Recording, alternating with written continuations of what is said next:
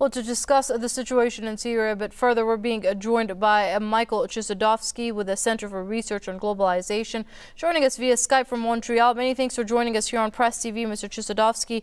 Now, $13 million worth of weapons to the militants being provided by the UK. Meanwhile, training is also being provided by France as well as the US. Now, why don't these countries just come out and say it, that they are basically waging a proxy war in Syria, prime objective being not human rights, not democracy, but just the removal of Bashar al-Assad at any cost? I think what we're witnessing is the criminal nature of US foreign policy, where covert support is being applied to terrorists to wage their war. It's their war. And it's a very cynical and criminal process. It was my understanding that when John Kerry were to take over the position of Secretary of State, that he would seek a diplomatic path. But what has happened is the heightened support to al-Nusra terrorists, which in fact are the foot soldiers of the Western Military Alliance. And we have to bear in mind that this is something which has occurred from day one in Dara, almost 2 years ago, in the middle of March 2011, when death squads came in from neighboring countries involved in killing civilians. The only way which the United States and its allies can sustain their legitimacy is through the blatant manipulation of the facts by the Western media. The terrorists, the al-Nusra terrorists, is the only military entity.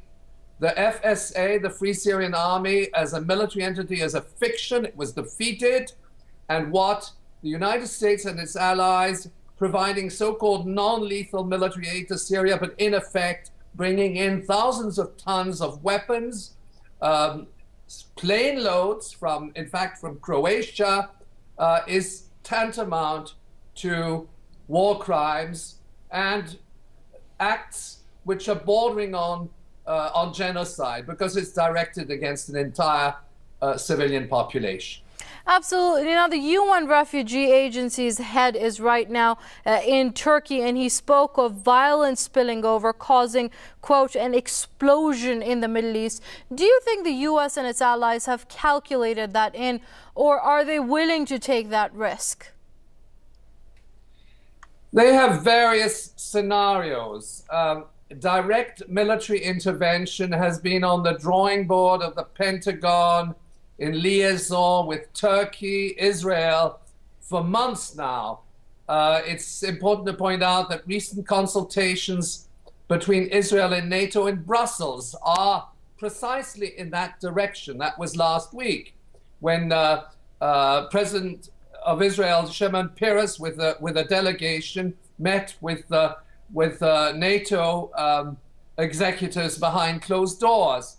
But we are in a situation whereby the United States is supporting terrorism under the disguise of a so-called war on terrorism. And the media lies which sustain this are absolutely mind-boggling, that people don't realize that these al-Nusra terrorists are in fact an instrument of the Western Military Alliance. And what I think is happening is a process of actually destroying Syria as a sovereign nation state. That is the objective of the Western Military Alliance, Washington, Brussels, and its allies, Turkey, Israel, and of course the frontline Arab states, Saudi Arabia and Qatar. Okay, and very quickly, if you can, Mr. Chossudovsky, this does seem a lot like what we saw taking place in Afghanistan when the U.S. armed groups to fight the Soviets who had invaded Afghanistan, and then later those groups became the Taliban, the al-Qaeda, which have become, quote-unquote, a problem for the U.S. and their so-called war on terror. Do you think that this is the end game for the U.S.? Well, you know, the recruitment of death squads is part of a well-established U.S. military agenda. It has a very long history. It's a gruesome process of funding and supporting terror brigades, and it goes back to the Vietnam War. It precedes the war in Afghanistan. But yes, Al-Qaeda is a creation of the CIA. Everybody knows that. And Al-Qaeda continues to be a US-sponsored intelligence asset, which is being used to destabilize sovereign countries, as well as wage terror activities on behalf of the Western military alliance.